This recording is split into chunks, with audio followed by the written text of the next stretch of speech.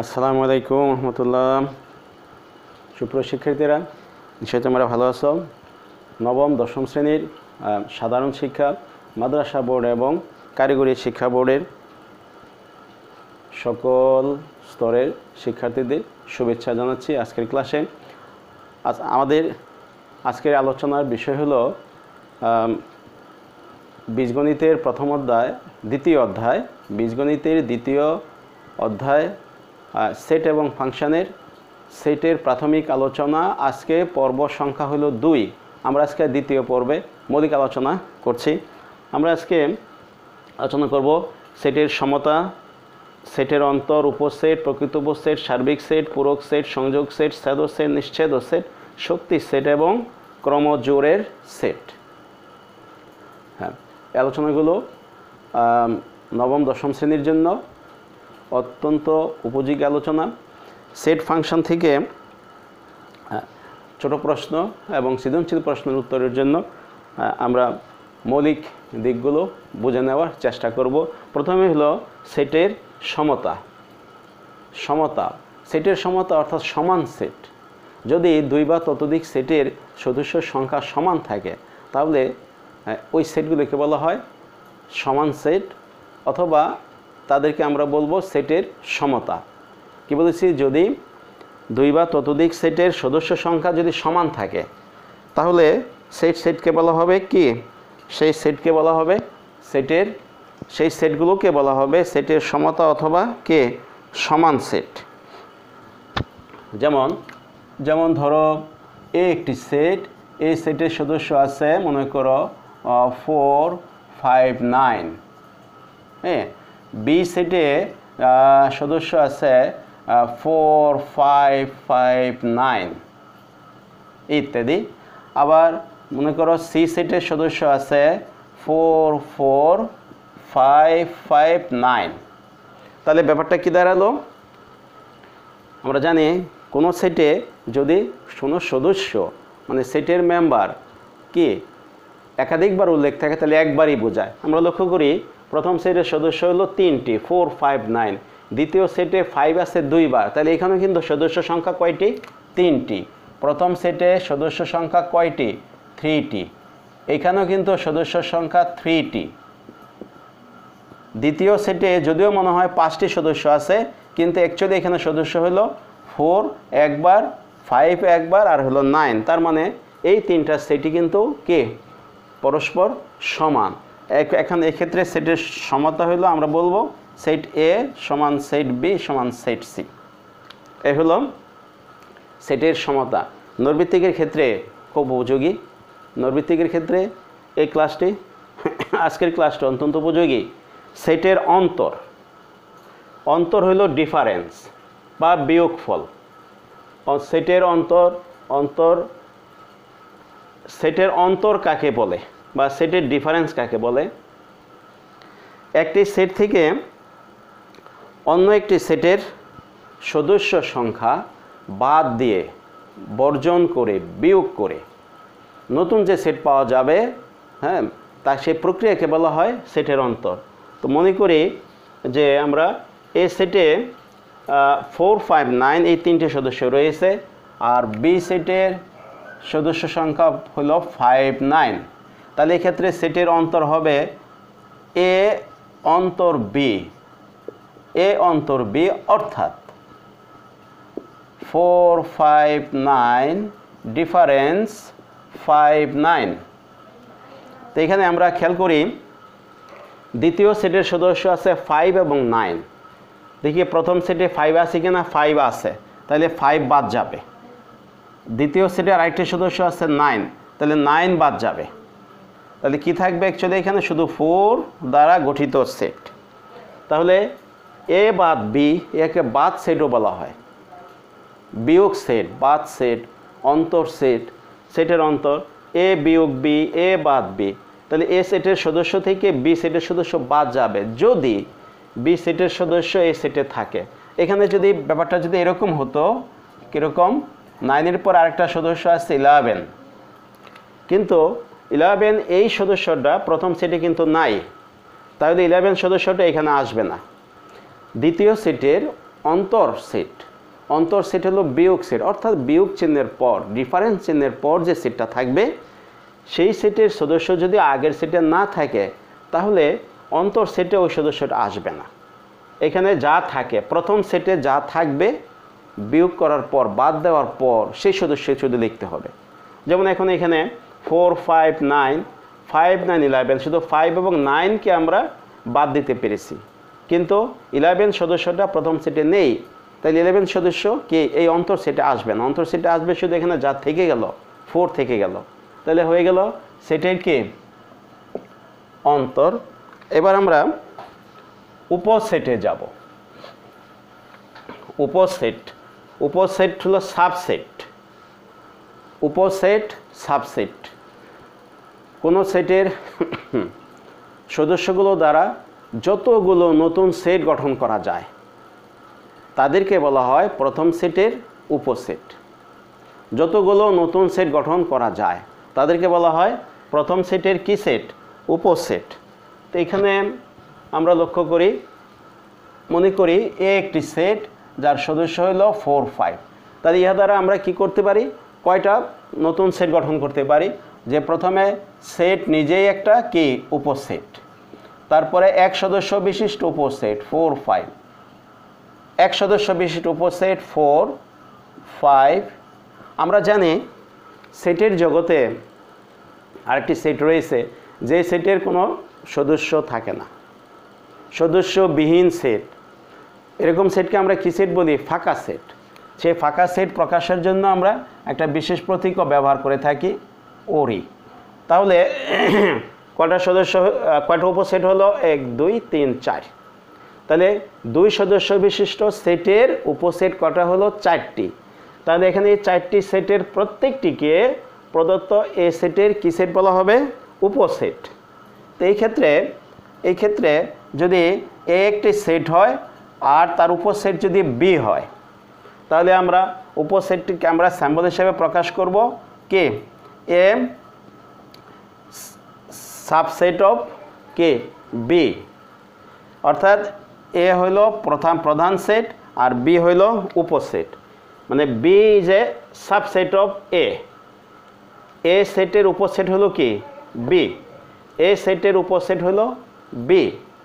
তাহলে উপসেটকে প্রকাশ করার জন্য আমরা একটা বিশেষ কি প্রতীক ব্যবহার করে থাকি। এ সেটটা হলো প্রধান সেট আর বি সেটটা কি হলো? বি সেটটা হলো কি? উপসেট। তাহলে উপসেট কাকে বলে? একটি সেট থেকে যতগুলো নতুন সেট গঠন করা যায় তাদের প্রত্যেকটিকে প্রথম সেটের উপসেট বলা হয়। তো আমরা দেখলাম 2 সদস্য বিশিষ্ট কে সেটের উপসেট হয় কয়টি? 4টি। ইহাকে আমরা লিখতে পারি 2 স্কোয়ার। তাহলে এখানে 2 ছিল প্রথম সেটের সদস্য সংখ্যা 2টি, তাই তার উপসেট হলো কয়টি? 4টি। প্রকৃত উপসেট আমরা এবার দেখব। প্রকৃত প্রপার সাবসেট একটি সেট থেকে যতগুলো সেট গঠন করা যায় তাদের মধ্যে ওই সেটটা বাদ দিয়ে অন্য সেটগুলোকে বলা হয় প্রথম সেটের প্রকৃত উপসেট। একটি সেট থেকে আমরা কি করতে পারি? যতগুলো সেট গঠন করতে পারি। একটি সেট থেকে আমরা যতগুলো সেট গঠন করতে পারি এর মধ্যে প্রদত্ত সেটটিও একটি উপসেট, কিন্তু ইহা প্রকৃত উপসেট নয়। প্রথম সেটটি বাদ দিয়ে তারপরের প্রত্যেকটিকে বলা হবে ওই সেটের প্রকৃত উপসেট। যেমন আমরা এই এ সেটের কে 2টি সদস্য আছে, এর থেকে আমরা উপসেট পেয়েছিলাম কয়টি? উপসেট পেয়েছিলাম আমরা কয়টি? 4টি। 4টি উপসেট পেয়েছিলাম। এর মধ্যে এই যে সেটটি 4, 5 সদস্য দ্বারা গঠিত, ইহা কিন্তু প্রথম সেটের সমান সেট। প্রথম সেটের এবং এখানের প্রথম উপসেটটি, এই দুটি হলো সমান সেট। প্রদত্ত সেট এবং প্রথম উপসেট এই দুটি হলো সমান সেট। তাহলে প্রদত্ত সেট কখনোই কে এই 4, 5 দ্বারা গঠিত সেটের কি হতে পারে না? প্রকৃত উপসেট হতে পারে না। তাহলে 4, 5 এই যে সেটটি, এই সেটটিকে যদি আমি বি দিয়ে প্রকাশ করি তাহলে বি এ এর প্রকৃত উপসেট নয়, শুধুমাত্র কে উপসেট। তার মানে হলো কোনো সেট নিজেই একটি উপসেট, ওই সেট প্রদত্ত সেটের কি হতে পারে না, প্রকৃত উপসেট হতে পারে না। প্রকৃত উপসেট কোনো সেট থেকে গঠিত উপসেটগুলোর মধ্যে যে উপসেটগুলোর উপাদান সংখ্যা প্রদত্ত সেটের উপাদান সংখ্যার কি সমান। তো এইখানে বি সেটের উপাদান সংখ্যাও 4, 5, তাহলে এই সদস্য আর প্রথম সেটের সদস্য সংখ্যা কিন্তু সমান। তাহলে এই দুইটি কে সেট পরস্পরের, অর্থাৎ বি সেটটি এ সেটের প্রকৃত উপসেট হবে না, শুধুমাত্র কি উপসেটই হবে। তাহলে কোনো সেট থেকে যতগুলো সেট গঠন করা যায়, তাদের মধ্যে যতগুলো উপসেট গঠন করা যায়, সেই উপসেটগুলোর মধ্যে যে উপসেটগুলোতে প্রথম সেটের সদস্য থেকে সদস্য সংখ্যা কম হবে তাদেরকে বলা হবে প্রথম সেটের প্রকৃত উপসেট। প্রকৃত উপসেট। তো প্রকৃত উপসেটকে প্রকাশ করার জন্য আমরা কি করে থাকি, একটি বিশেষ প্রতীক আমরা ব্যবহার করে থাকি। যেমন এখানে মনে করি আমরা পি একটি সেট, কিউ হলো তার উপসেট, প্রকৃত উপসেট। তাহলে এটাকে প্রকাশ করার জন্য আমরা কি লিখব, হ্যাঁ আমরা লিখব কিউ এই যে প্রপার সাবসেট অফ পি। তাহলে উপসেটের প্রতীক হলো এই প্রতীকটা হলো উপসেটের প্রতীক, আর প্রকৃত উপসেটের প্রতীক হলো নিচেরটি। তো গেল কি প্রকৃত উপসেট। তা আশা করি প্রকৃত উপসেট আমরা বুঝতে পেরেছি। একটি সেট থেকে যদি 8টি উপসেট গঠন করা যায় তাহলে তার প্রকৃত উপসেট কয়টি হবে, 7টি। প্রকৃত উপসেটের সংখ্যা থেকে একটি সংখ্যা কমে যায়। একটি সেটের উপসেট যতটি হয় তার থেকে কে প্রদত্ত সেটটি হয় প্রথম সেটের সমান সেট। সমান সেট কখনোই কে প্রকৃত উপসেট হবে না। যেমন মনে করি একটি সেট থেকে এক্সটি কি উপসেট তৈরি হলো, তাহলে তার প্রকৃত উপসেট হবে x-1। একটি সেট থেকে 4টি উপসেট তৈরি হলো, তাহলে তার প্রকৃত উপসেট হবে 4-1 সমান 3টি। আশা করি প্রকৃত উপসেটের ধারণা স্পষ্ট হয়েছে। নৈর্বৃত্তিকের জন্য ভেরি ইম্পর্টেন্ট। আমরা এবার যাব সার্বিক সেটে। সার্বিক সেট কাকে বলে? সার্বিক সেট, ইউনিভার্সাল সেট। আমরা যে সেটের আলোচনা করছি, সকল সেট, যে সেটের উপসেট বা যে সেটের অন্তর্ভুক্ত বিবেচনা করা হয় তাকে বলা হয় কি সার্বিক সেট। আলোচনার সুবিধার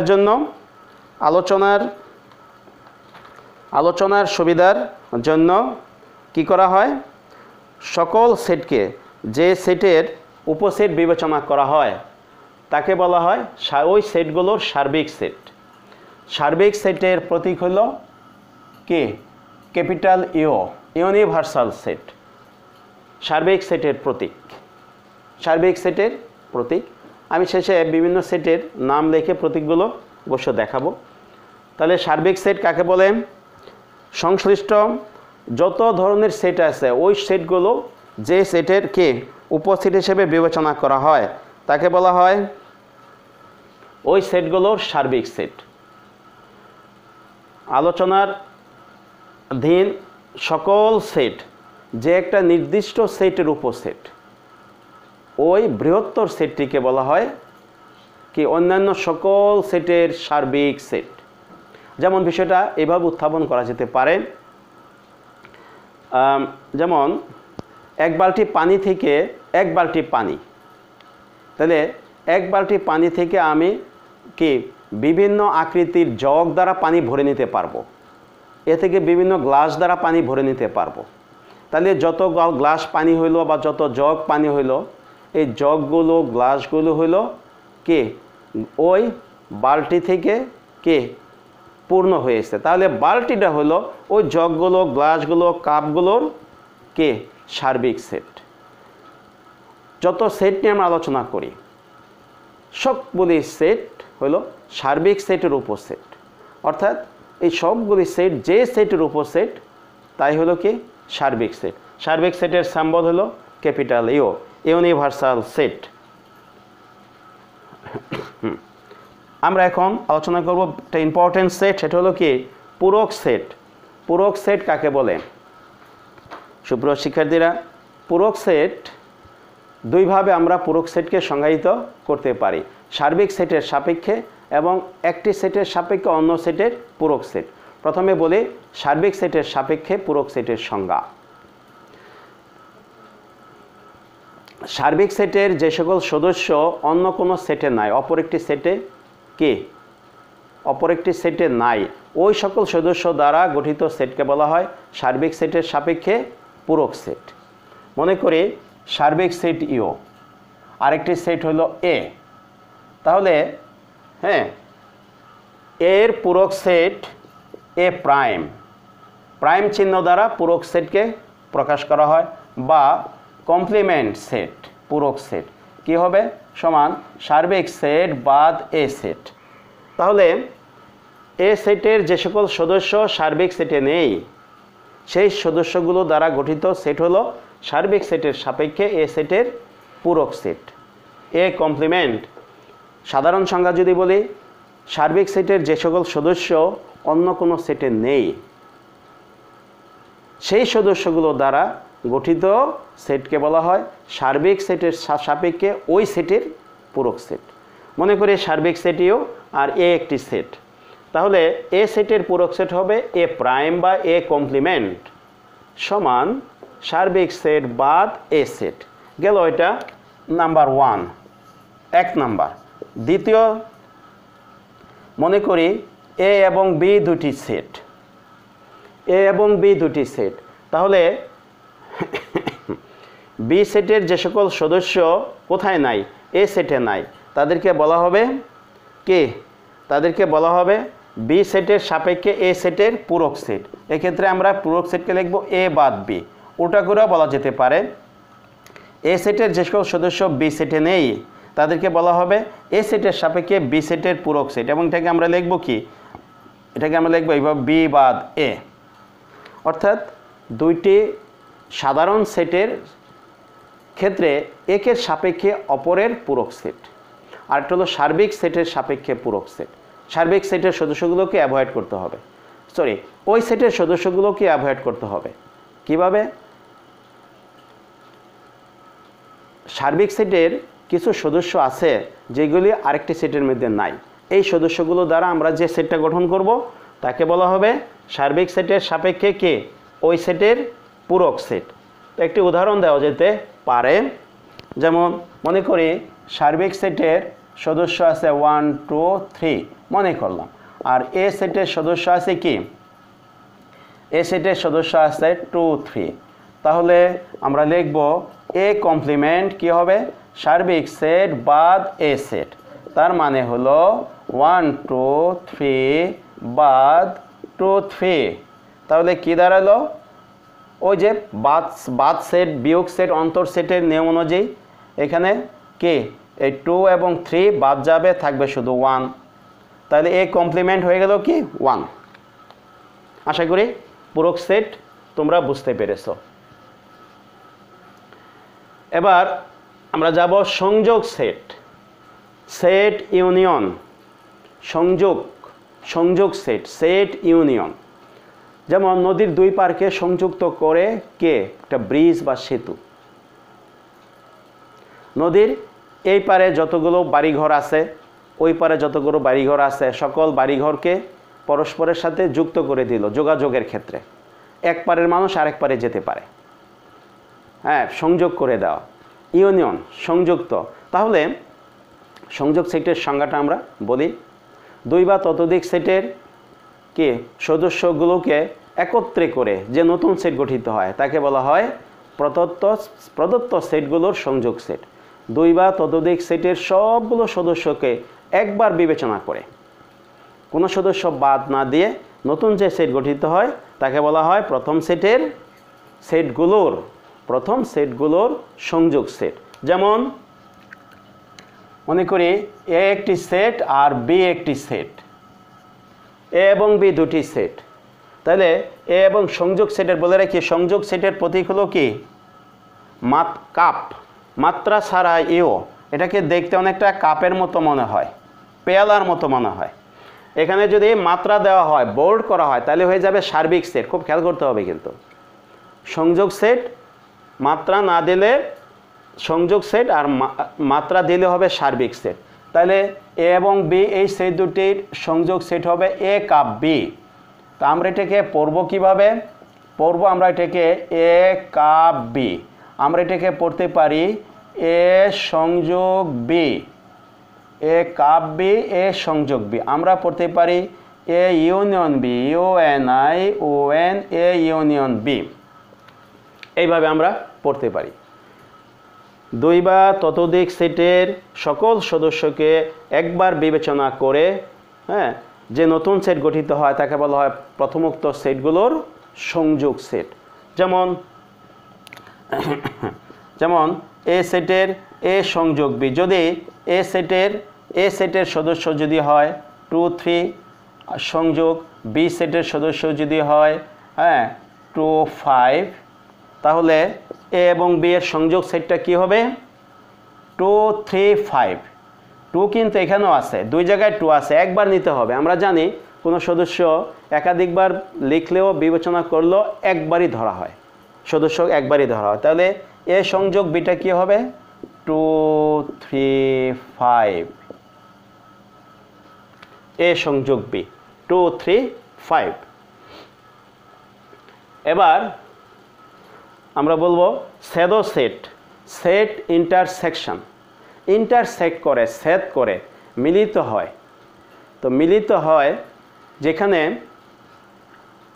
যেখানে মিলিত হয়, যেমন আমরা যদি দুইটা বস্তুকে কোনো এক জায়গায় একত্রে যদি করি, ওভারল্যাপ যদি করি, তাহলে এই দুটি কলমকে যদি একসাথে করি তাহলে কি হবে, একটি কলম কেটে দুই পাশে যোগ করতে হবে। অর্থাৎ একটি কলমের কে সাধারণ অংশটা এখানে কে লিখতে হবে না।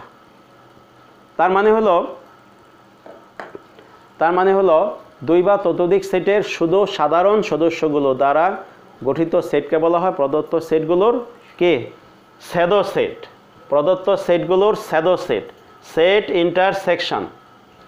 তার মনে করি এ এবং বি দুটি সেট, তাহলে ইয়াদের স্যাডো সেট হবে কি A intersection B, A intersection B. আর একে আমরা তিনভাবে লিখতে পারি। স্যাডো সেটের প্রতীক হলো কি উল্টা কাপ, কাপটাকে উল্টাই দিলে হলো স্যাডো সেটের প্রতীক। Intersection, set intersection, set shadow set. তাহলে এ এবং বি যদি দুটি সেট হয় তাহলে কি হবে, স্যাডো সেট হবে এ কি এ স্যাডো বি, বা A intersection B, INTER intersection B, অথবা এ কে বি। উল্টা কাপ মানে দেখতে অনেকটা কি টুপির মতন, দেখতে অনেকটাই কিসের মতন, টুপির মতন, টুপির মতো। এই যে তোমরা ফ্লাক্সের ঢাকনাটা দেখতে পাচ্ছ, এটা যদি আমি এভাবে উল্টিয়ে দেই, তাহলে এটা হলো সেট ইউনিয়ন, সংযোগ সেট, সেট ইউনিয়ন কাপ। কাপে যেমন চা তৈরি করার সময় গরম পানি, চিনি, দুধ, চা পাতি, তারপর অন্যান্য উপকরণ একত্রে করা হয়, সবগুলি কিন্তু একবার করে চিন্তা করতে হয়।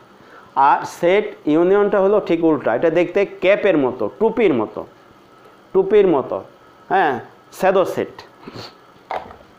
তাহলে আমরা লিখব কি A shadow B, A intersection B, অথবা এ ক্যাপ বি। দুই বা ততোধিক সেটের শুধু সাধারণ সদস্য, কমন মেম্বার্স, কমন এলিমেন্টস দ্বারা গঠিত সেটকে প্রদত্ত সেটগুলোর কি সেট বলা হবে, স্যাডো সেট বলা হবে। যেমন এ স্যাডো বি, তো এখানে আমরা দেখি সাধারণ সদস্য হলো 2, তাহলে শুধু 2 সদস্য দ্বারা গঠিত সেটটি কি হবে, এই সেটগুলোর স্যাডো সেট। 2 সদস্য দুই জায়গায় কমন আছে, দুই জায়গাতেই কমন রয়েছে, বাস এ ইন্টারসেকশন বি 2 3 2 5, তাহলে সাধারণ সদস্য কোনটি? সাধারণ সদস্য হলো 2, তাহলে 2 দ্বারা গঠিত সেটই হলো কি এ এবং বি সেটের সংযোগ সেট। আশা করি এ এবং বি সেটের স্যাডো সেট, সেট ইন্টারসেকশন। তাহলে সবশেষে আবার বলছি স্যাডো সেট কাকে বলে? দুই বা ততোধিক সেটের শুধুমাত্র সাধারণ সদস্যগুলো দ্বারা গঠিত সেটকে প্রথমোক্ত সেটের বা প্রদত্ত সেটের কি সেট বলা হবে? Shadow set. একটা কথা কিন্তু মনে রাখতে হবে, যদি সাধারণ সদস্য না থাকে, কারো একটা প্রশ্ন দেখছে কিন্তু এখানে যে যদি সাধারণ সদস্য না থাকে তাহলে কি হবে? তাইলে কোনো সাধারণ সদস্য নেই নেই নেই, তাইলে নেই সেট মানে সদস্য নাই এমন একটা সেট আছে, সেই সেটটা কি হবে? ফাঁকা সেট। যদি সাধারণ সদস্য না থাকে তাহলে স্যাডো সেটটা হবে কি সেট? ফাঁকা সেট। একে আমরা ডেনিশ প্রতীক ওরি দিয়ে প্রকাশ করি, অথবা সেটের বন্ধনীটা ফাঁকা রাখি। সেটের বন্ধনী ব্যবহার করি, মাঝখানে ফাঁকা থাকে, কোনো সদস্য থাকে না, ফাঁকা সেট। তো আমরা এবার যাব নিশ্ছেদ সেট। নিশ্ছেদ নিশ্ছেদ সেট, হ্যাঁ, যদি দুই বা ততোধিক কি সেটের কি দুটি সেটের মধ্যে কোনো সাধারণ সদস্য না থাকে তাহলে তাদের সেটকে বলা হবে কি সেট? নিশ্ছেদ সেট।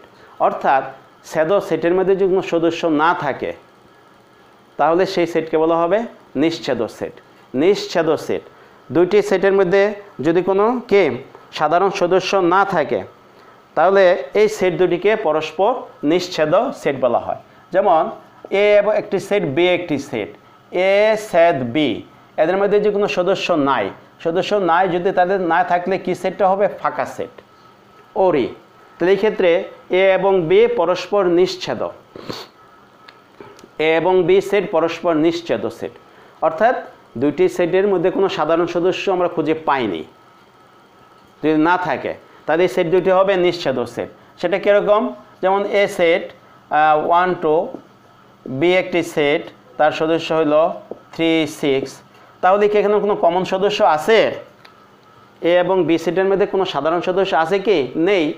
তাহলে এখানে ক্ষেত্রে এ এবং বি এই সেট দুটি পরস্পর কি সেট? নিশ্ছেদ, কে মানে নট ইন্টারসেক্ট, তারা ইন্টারসেক্ট করলো না, কোনো কমন সদস্য এদের মধ্যে খুঁজে পাওয়া যাচ্ছে না। আশা করি নিশ্ছেদ সেটটি বুঝতে পেরেছে এবং প্রশ্নের উত্তর দিতে সক্ষম হবে। তা আমি এখান থেকে একটা নৈমিত্তিক প্রশ্ন যদি এরকম বলি যে এ এবং বি সেটের সদস্য, এ সেট 1 2, বি সেট হলো 3 6, তাহলে নিচের কোন বাক্যটি প্রযোজ্য? এ এবং বি পরস্পর নিশ্ছেদ, ইয়েস, যেহেতু কোনো সাধারণ সদস্য নেই এই জন্য এরা পরস্পর কি নিশ্ছেদ। এ এবং বি এর স্যাডো সেটটি ফাঁকা সেট, ইয়েস ফাঁকা সেট, কারণ নিশ্ছেদ হতে গেলে কি দুটি সেটের মধ্যে কোনো সাধারণ সদস্য থাকবে না, তখন সেই সেটটি হয়ে যাবে কি সেট? ফাঁকা সেট। তো আমরা নিশ্ছেদ সেট আলোচনা করলাম। এবার আমরা যাব শক্তি সেট, অত্যন্ত ইম্পর্টেন্ট। শক্তি সেটের অঙ্ক পরীক্ষাতে সাধারণত আসে। শক্তি সেট, শক্তি আমরা জানি সূচকীয় রাশিতে যেমন আমি যদি এইভাবে বলি, যেমন a to the power 3 একটি সূচকীয় রাশি, তো তোমরা বলবা এখানে যে এ হলো ভিত্তি আর বি হলো শক্তি বা সূচক, শক্তি বা সূচক। এই যে শক্তি বা সূচক সম্বলিত যে সেটকে কে এরকম সূচকীয় রাশির সাহায্যে প্রকাশ করা যায়, ভিত্তি এবং সূচক বা শক্তি আকারে প্রকাশ করা যায়, এটা হলো কথার কথা। তা হলো কি শক্তি সেট। আমরা এবার কোথায় যাই? ডেফিনেশনে যাই। কোনো সেটের উপসেটের সেটকে ওই সেটের শক্তি সেট বলে। একটি সেট থেকে যতগুলো উপসেট গঠন করা যায়, তৈরি করা যায়, সেই উপসেটগুলো দ্বারা গঠিত সেটকে প্রথম সেটের শক্তি সেট বলা হয়। শক্তি সেটের ডেফিনেশন সহজ হলো, কোনো সেটের উপসেটের সেটকে ওই সেটের শক্তি সেট বলা হয়। এই বাক্যটার মধ্যে দেখো তো সেট শব্দটা কতবার আছে? কোনো সেটের উপসেটের সেটকে 3 বার চলে গেল, ওই সেটের 4 বার শক্তি সেট বলা হয় 5 বার। সেট শব্দটি 5 বার উচ্চারণ করা হয়েছে। সহজকে সংজ্ঞা, কোনো সেটের উপসেটের সেটকে ওই সেটের কি সেট বলা হয়? শক্তি সেট বলা হয়। এখন মনে করি এ একটি সেট, তাহলে এ সেটের শক্তি সেট কি হবে? শক্তি সেটের ইংরেজি হলো কি? Power set. তাহলে এই সেটের শক্তি সেট হবে পি অফ এ, পাওয়ার এ। মনে করি এ একটি সেট, তাহলে এ সেটের শক্তি সেট হবে পি অফ এ, তার মানে পাওয়ার এ। কোনো সেটের উপসেটের সেটকে ওই সেটের শক্তি সেট বলা হয়। শক্তি সেট নির্ণয় করতে হলে কি করতে হবে? প্রদত্ত সেটের সবগুলি উপসেট লিখতে হবে, যতগুলো উপসেট হতে পারে সবগুলো লিখতে হবে। তারপরে সেই উপসেটগুলোকে সদস্য বিবেচনা করে নতুন একটা সেট বানাইতে হবে, তৈরি করতে হবে। তাহলে সেই সেটটিকে বলা হবে কে? প্রথম সেটের শক্তি সেট। প্রথম সেটের শক্তি সেট। যেমন একটি সেট থেকে যদি আমরা 4টি উপসেট পাই, মনে করো এ সেট থেকে আমরা 4টি উপসেট পেয়েছি মনে করো, তাহলে 4কে আমরা লিখতে পারি 2 টু দি পাওয়ার 2। তাহলে এক্ষেত্রে কি হবে? পাওয়ার এ, হ্যাঁ, পাওয়ার এ এর সংখ্যা, পাওয়ার এ এর কি? পাওয়ার এ এর উপাদান সংখ্যা, উপাদান সংখ্যা হবে 4। উপাদান সংখ্যা, তাহলে যে সেটের উপাদান সংখ্যাকে কি ভিত্তি এবং সূচক আকারে প্রকাশ করা যায়, মানে সূচকীয় রাশি আকারে প্রকাশ করা যায়, তাই সেই সেটই হলো কি? প্রথম সেটের শক্তি সেট। এগুলো ব্যাখ্যা করার জন্য এই কথাগুলো বলা।